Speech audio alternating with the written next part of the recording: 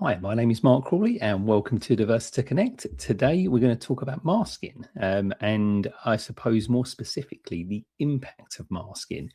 It's a really interesting subject, and particularly across Neurodiversity Celebration Week, the idea and the obviously the concept of disclosure and masking come up quite a lot.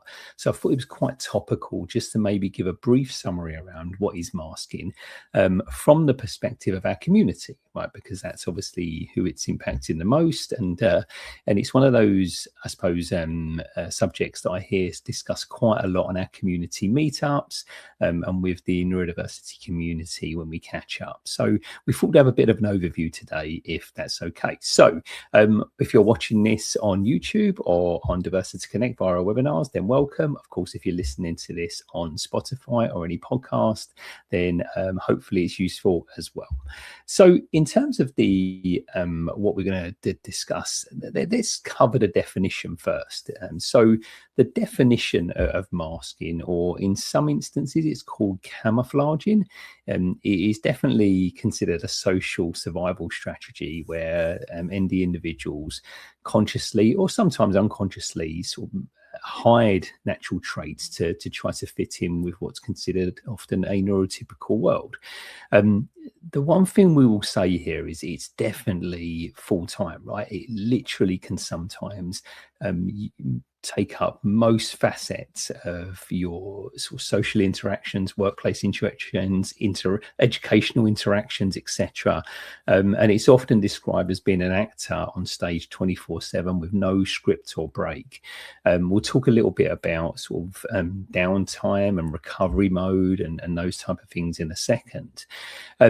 Now, it's key to make sure that this is separated from almost the work version of a lot of individuals, right? So this is not just politeness or you going into professional mode or anything like that. Most people will filter to a degree at work, but masking goes a lot deeper than this, right? It includes suppressing natural ways of thinking, moving, communicating, and a lot of the time in terms of just concealing and pushing down these traits that are associated with your neurotype, right? It's really important to understand that this is not just someone just maybe trying to sort of go into work mode. It is definitely a lot more deeper than that. So ultimately, the key takeaway really when we say what is masking is it's a survival mechanism a lot of the time, and it's just not a choice, right? It's when you look at the way most of society at the moment, and this is filmed in March 2026, it's geared around neurotypical individuals, right? It's really not made or created to try and embrace neurodiversity in the way that a lot of people would obviously need or like, right? So it's definitely something that's utilized a lot by the ND community. What I would say is that in terms of actually why people masking outside of obviously this overarching world that's just not created for people, a lot of the time is to avoid judgment, right? People don't want to be labeled weird, rude, or unprofessional for natural traits or natural behaviors. So they do conceal this.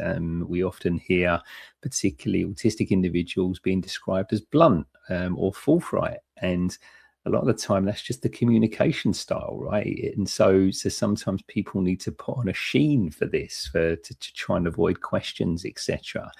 It's the same with ADHD, where people sometimes need to suppress sometimes the energy or the ideas or the creativity or exploring different ways of doing things, etc. There's a lot of different traits, and we'll talk a little bit about stimming in a second as well, which is again something that people suppress. But of course, particularly in the workplace, a lot of neurodivergent individuals, particularly if you haven't disclosed, will do this for career security, right? You're masked to keep your job. You're masked to make sure that you have an opportunity for career promotion, particularly if you don't feel that sense of psychological safety at work or that environment that giving you a platform to showcase your skills and your traits. But obviously, a lot of people want that and that need for belonging, and understandably so. We all want to be part of a team, or sometimes feel part of a team. And masking is often a price of admission in certain social and educational and workplace circles, and that's a bit of a shame. It really is, because what you have then is a lot of wasted energy, right? And we'll talk about that in a moment. But ultimately, and I want this to be clear throughout everything we talk about today, is that society and workplaces and everything need to change. They at least need to try and meet people halfway, and often they don't. So hopefully that's clear today. The emphasis is not on the ND community to change. This is ultimately for society, education, and workplaces to make sure they create environments where people can bring a bigger part of themselves to the workplace and not mask. Because ultimately, the ND community are masking a lot of the time because they just do not feel psychologically safe to be anywhere close to their authentic self.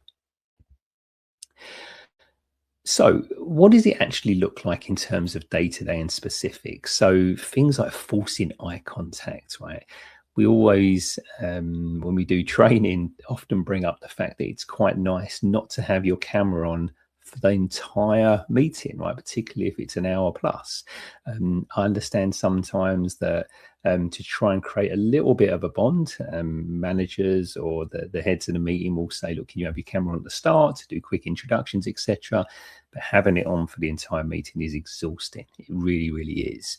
Of course, small talk and those type of things are a challenge. And a lot of the time, the ND community or neurodivergent individuals will sort of create social scripting, right, which can sometimes sound a little bit forced or rehearsed, etc. But again, it's part of masking. But suppressing stims, hiding the need to fidget, rock, or move, or doing anything to release that anxiety. And stimming, we'll probably do another webinar on this, right? But stimming is when you do something like a motion, or you use some type of sort of stimming device or fidget toy or something like that to release that anxiety, right? And to release obviously a little bit of pressure, etc. It's almost a little bit like a pressure valve sometimes. But a lot of people will conceal this, right? And that can be so draining, so draining. I remember talking to someone once who during meetings used to stim by tapping their toe in their shoe, because it was the only socially acceptable way that they could do this, where they didn't draw too much attention to themselves. They didn't feel comfortable disclosing, didn't feel comfortable having these conversations. And because of this, they had to find a way of stimming which worked for them, but also didn't draw too many questions. The other thing is mimicking body language, mirroring postures and facial expressions to appear engaged, even if it drains your focus, because it's a very conscious movement. And I think this is what we're talking about a lot of the time, that there's an effort. It's almost like work within work, if you like, to mask. It really is. It's a real struggle. So the takeaway here, right, is that if you're using a large percentage of your brain, so for example, up to 50% to, in inverted commas, act normal, leaving only 50% for your work, you imagine the lost productivity there. You imagine the lost energy there. Imagine how much sort of, I suppose, mental capacity you're using to just try to get through the day and mask, right? So it is really, really challenging for a lot of our community masking. It really is. And I think, again, when we talk about these psychological safe environments, if you create that for the ND community, then you'll start to see a lot more productivity, because this energy just moves into probably more positive aspects like contribution to the role, contribution to education, social interaction in a way that people feel comfortable with, right? So there's a lot going on here with this. So the impact, right, and the knock-on effect, and we've touched on a few of these already, but we'll just recap them now, is that a lot of the ND community, and I'll put myself in this as well sometimes, particularly when I used to work in the corporate environment, recruitment, is you just have extreme exhaustion, right? Sometimes you come home and you just need to sit in a dark room for an hour and just not talk to anyone and just almost rebalance yourself because of the energy you've had to use. It's not unusual for some of our community to just use the weekend to totally reset, right? And just literally lay there and just lay in a room or watch Netflix or something like that just to reset. It really isn't, because of the exhaustion that the mental toll a week can take, and really. And of course, sometimes this is not just over the course of the week. This is years and years of masking. People sometimes can almost lose their identity. They maybe don't even quite know themselves who their authentic self is. And this can obviously create a mental health toll, and definitely contributes to autistic burnout, which is a state of total physical and mental collapse. It really is. And autistic burnout and autistic meltdowns can happen as a byproduct of masking for an elongated period of time, right? So it's really important, again, to recognize the impact here. But of course, we touched on this already, and it makes total sense that there's going to be decreased productivity. I sometimes play RPGs on my Xbox, right? And there's sometimes an allocation of strength or power, right? And you might move it to one area, but then there's obviously a detriment to another area. And it's the same with this. If you're moving all of your energy to masking, then you are going to decrease in other areas. In this case, productivity, work flow, and all of these other areas as well. So ultimately, it's not sustainable. It really isn't, right? And we did a webinar recently about disclosure and the pathway to underperformance. And ultimately, this is just not sustainable, right? It's almost like it's a loan, right? You're giving some energy to masking, but eventually you have to pay that back. And a lot of the time is people resetting in their downtime or resetting when they're home. But of course, this can have a knock-on effect on family relationships and other areas, etc. as well. So there's a lot of impact here. So moving towards unmasking, right? And there's no simple absolute one answer for this, right? And like I said at the start, my feeling is the emphasis is less on our community to be able to change, but more around society and support mechanisms and education and workplaces to change and amend, right? And that's what we work on at Diversita, right? Trying to make sure that companies create more positive experiences for neurodivergent employees and job seekers. However, things like finding your tribe can really work. I love employee resource groups at organizations, where you have a group of people, and I'll always use my good friend Carolyn's phrase, finding your neurokin, right? Or finding your neuro tribe in an organization gives you the opportunity to drop the mask and be around people who get it. Of course, we have our community meetups and Diversita Connect, but hopefully there's a lot more platforms and groups to try to meet with, where you'll meet with other people who just understand this, right? And that gives you an opportunity to drop the mask a bit, right? It really does. Sometimes not all the time, but it certainly gives you the opportunity to release a little bit of that anxiety and bring a bigger part of yourself to those conversations. Of course, right, we've touched on this throughout this webinar, hopefully, where we do need to build these safe workplaces, right? And we work with employers to do that, of course, where you don't have to mask to be successful. I would say this is, of course, very intertwined with the opportunity and the psychological safety to disclose, particularly relatively early on in your engagement with an employer or in education, etc. But you need to be knocking on an open door, right? And that sometimes is not the case. So these safe workplaces and safe educational areas, very, very important. Now, we have done some webinars on self-advocacy and using the opportunity when you do have it and you feel safe to do it, to explain your needs, right? And to explain a little bit more about your traits, etc. Now, this, as I say, this is not putting the emphasis on the ND community. It's just when you have these opportunities in these platforms and you do have someone understanding, you can have this conversation and you can explain a little bit more about certain traits that you have, etc. And of course, then when you show them or you exhibit them in the workplace, it's hopefully a lot more understood. But this is a journey, right? It really is, particularly if you've masked for a long time. We mentioned around, obviously, your own identity and trying to find out who you are.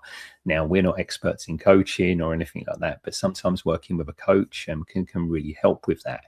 And it can be giving yourself that opportunity to just give one small stim, right? Or being honest, or being open, or I should say more is the word, around a sensory need, if you have that, again, that opportunity to do so.